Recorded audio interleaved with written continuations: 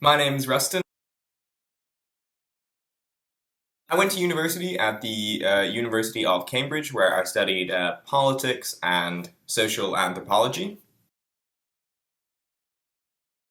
My A levels were government and politics, sociology, psychology, and English language and literature. And I had a lot of fun with them.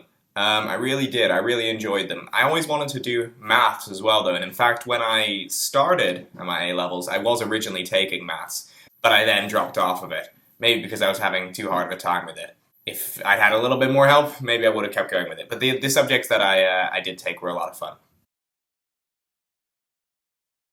The challenges that I faced in preparation for my exams were the kind of challenges that I think, a lot of people face, which is that we'd have classes and we'd go through material, but ultimately, especially at the A-level period, and a little bit GCSEs, but I remember especially with A-levels that, there was so much material crammed in that sometimes you just really didn't know where to start. And if you got lost within it, you kind of could end up a bit out in the woods with no real way home. The kind of hacks and tricks that I used to kind of overcome the challenge of feeling lost with the material was basically just being very organized about it. I had in my GCSEs not been very organized, and I think that let me down a little bit, and it made everything a little bit more difficult. So by the time I got to my A levels, I made sure to do color-coded notes. I didn't really do flashcards, but I did color-coded notes.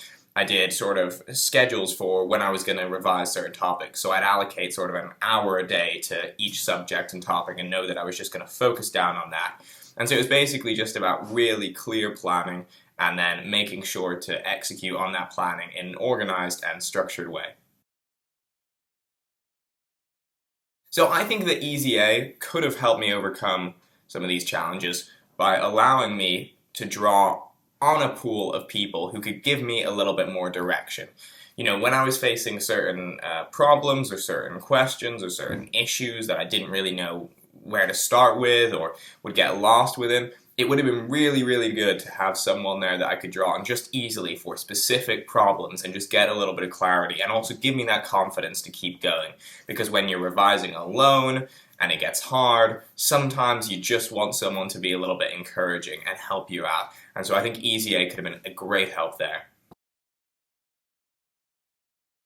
The advice that I would give to my 16-year-old self would be, don't worry too much. Don't worry too much. Work hard, try hard, and most importantly, ask for help when you need it, but don't panic too much, because ultimately success is about planning and it's about execution, and you can't do either of those if you're stressed out all the time and worry too much about it. So I would make sure to tell them, ask for help, and also don't worry too much.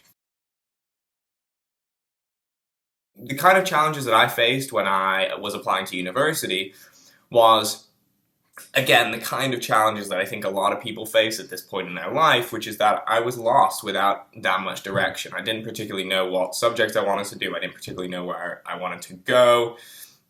I had a lot of challenges deciding sort of who I was going to be and what I was going to study. And ultimately, I think that the way it turned out was the best way it could have turned out, and the way it turned out was only because of the fact that I just chose something. I didn't know, I didn't have any real plan there, I just knew that I had to decide, and so I just chose, okay, I'm going to do politics, and I'm going to try to do it at Cambridge, and that's the place where I'm going to try to go, because I really like it there, I really like the course, and we'll just see what happens, and I think that was the best way it could have gone. As far as where I go for resources for kind of university applications or exam preparation, there are many, many, many great kind of YouTubers out there who have a lot of great study tips. And I also just think that just reading up around your subject outside of just the course you're on. So if you're doing A levels or if you're doing GCSEs, if you have free time, just getting invested in your subject, because the more you get invested in it, the more passionate you're going to be, and the more passionate that you're going to be, the harder you can work without getting burnt out. But I would also, if you're doing, especially at the moment, if you're doing maths, and then also if you're doing kind of other STEM subjects going into the future, I would suggest EasyA is a great resource. I mean, I would say that, but also I really mean it, because I think that getting that one-to-one help on individual problems is really valuable for those subjects, and is really valuable when you're really in the woods, you're diving in deep to revision, and you just don't know where to go. That just having that little push of someone helping you with a problem, I think, is a really valuable thing.